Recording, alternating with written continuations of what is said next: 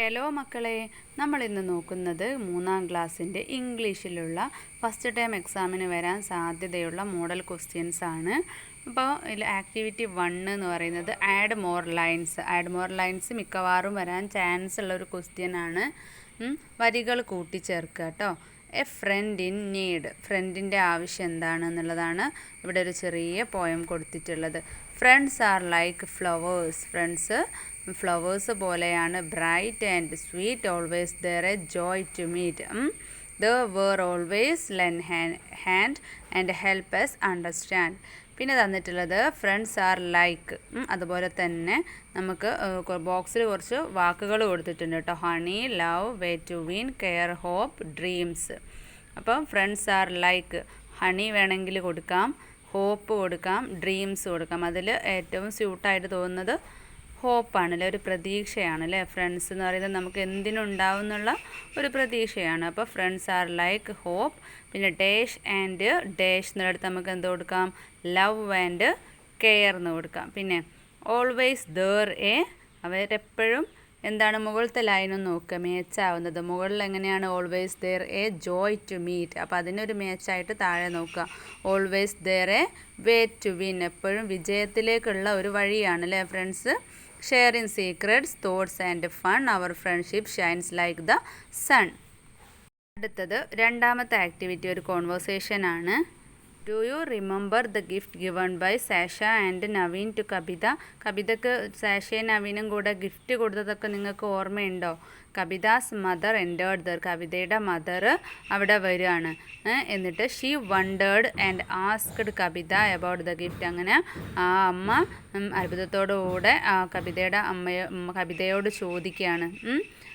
Right the conversation between mother and Kavitha. അപ്പോൾ ഉണ്ടാകുന്ന കവിതയ്ക്ക് ഗിഫ്റ്റ് കിട്ടിയതിന് ശേഷം കവിതയും അമ്മയുമായിട്ടുള്ള കോൺവെർസേഷനാണ് എഴുതാൻ പറഞ്ഞിട്ടുള്ളത്. അപ്പം മദർ ചോദിക്കുകയാണ്, എന്താണ് കവിത, വാട്ട് ഈസ് ദാറ്റ്, അതിൻ്റെ കയ്യിൽ എന്താണെന്നല്ലേ. കവിത അതെന്താണെന്ന് ചോദിക്കുകയാണ്. അപ്പോൾ കവിത എന്ത് പറയും? This is a picture story book and it was given to me. ഇതൊരു പിക്ചർ സ്റ്റോറി ബുക്കാണ്, കഥ ബുക്കാണ്, അതെനിക്ക് സമ്മാനിച്ചതാണെന്ന് പറയും.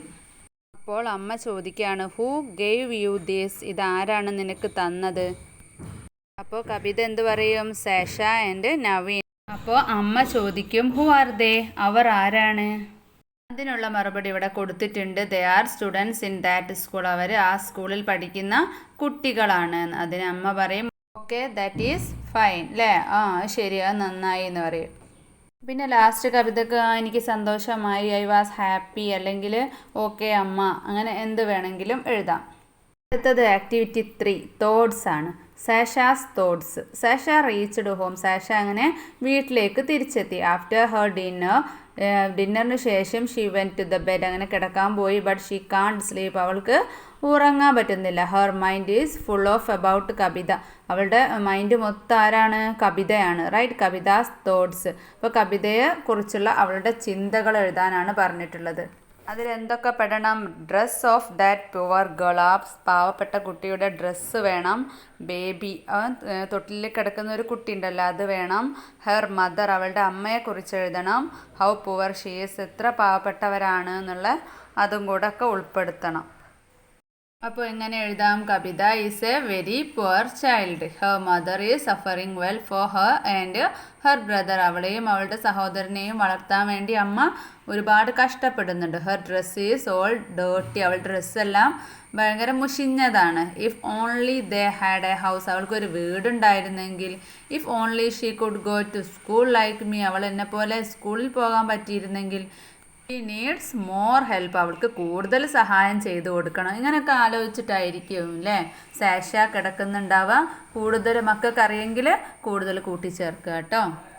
ഇത് ആക്ടിവിറ്റി 4 ഡിസ്ക്രിപ്ഷൻ എഴുതാനാണ്. Describe the picture. ഇവിടെ ഒരു പിക്ചർ തന്നിട്ടുണ്ട്, ഈ പിക്ചറിനെ ഡിസ്ക്രൈബ് ചെയ്യാനാണ് പറഞ്ഞിട്ടുള്ളത്. ഇതിൽ എന്തൊക്കെയാണ് ഉള്ളത് എന്നൊക്കെ എഴുതാനാണ്. ഈ പിക്ചറിൽ എന്താ കാണുന്നത്? ഇതൊരു സൂ സെറ്റപ്പ് ആണല്ലേ. ഇത് ഒറിജിനൽ മൃഗങ്ങളായിട്ട് തോന്നുന്നില്ല, അതൊക്കെ ഇങ്ങനെ ഉണ്ടാക്കി വെച്ചിട്ടുള്ള കുറേ മൃഗങ്ങളുണ്ട്. അപ്പോൾ ആളുകൾ അത് കാണാൻ വരുന്നുണ്ട് അല്ലേ. അപ്പോൾ ഇതൊരു എക്സിബിഷൻ പോലെയാണ് തോന്നുന്നത്. അപ്പോൾ നമുക്കൊന്ന് എഴുതി നോക്കാം. എന്താണ്? This is an exhibition. ഇതൊരു എക്സിബിഷൻ ആണ്. There are many statues of animals. ഇവിടെ ഒരുപാട് മൃഗങ്ങളുടെ പ്രതിമകളുണ്ട്. Many people have come to watch. ഒരുപാട് ആളുകൾ കാണാൻ വന്നിട്ടുണ്ട്. There are trees around. ചുറ്റുപാടും മരങ്ങളുണ്ട്. There is a pool in the middle. നടുവിലായിട്ടൊരു സ്വിമ്മിങ് പൂൾ ഉണ്ട് അല്ലേ? അടുത്തത് 5ാമത്തെ ആക്ടിവിറ്റി ആണ്. വേർഡ് പസിലാണ്. അപ്പോൾ 1ാമത് അക്രോസ്, നേരെ. Something unexpected. അൺഎക്സ്പെക്റ്റഡ് ആയിട്ട് വിചാരിക്കാതെ വരുന്നത് എന്താണ്? സർപ്രൈസ് ആണ് അല്ലേ? അടുത്തത് സംതിങ് ഗിവൺ ഫ്രീലി. നമുക്കൊരാൾ വെറുതെ തരുന്നത് എന്താണ്? ഗിഫ്റ്റ് ആണ് അല്ലേ? GIFT. 3ാമത്തേത് എ പേഴ്സൺ ഹൂ ടീച്ചേഴ്സ്. നമ്മളൊരാൾ ടീച്ച് ചെയ്യുന്നുണ്ടെങ്കിൽ, പഠിപ്പിക്കുന്നുണ്ടെങ്കിൽ അവരാരാണ്? ടീച്ചറാണ് അല്ലേ? Next sound that is repeated. നമ്മൾ സൗണ്ട് റിപ്പീറ്റ് ചെയ്യുന്നത് എന്താണ്? എക്കോ. ഇനി ഡൗൺ ആണ്, താഴോട്ട്. 3ാമത്തെ നമ്പറാണ്. Who makes our earth green. ആരാണ്? ട്രീ, മരങ്ങളാണ് അല്ലേ? അത് 5ാമത്തത് താഴോട്ട്. A place where food is prepared. Food prepare ചെയ്യുന്നത് എവിടാണ്? കിച്ചൺ ആണ് അല്ലേ? അപ്പോൾ 5 മുകളിൽ KITCHEN. അത് മക്കൾ അവിടെ പോരാത്തത് എഴുതി ചേർക്കണേ. അടുത്തത് 6ാമത്തത് കളർ ഓഫ് ഗ്രാസ്. പുല്ലിൻ്റെ കളർ അല്ലേ? എന്താണ്? ഗ്രീൻ ആണ് അല്ലേ?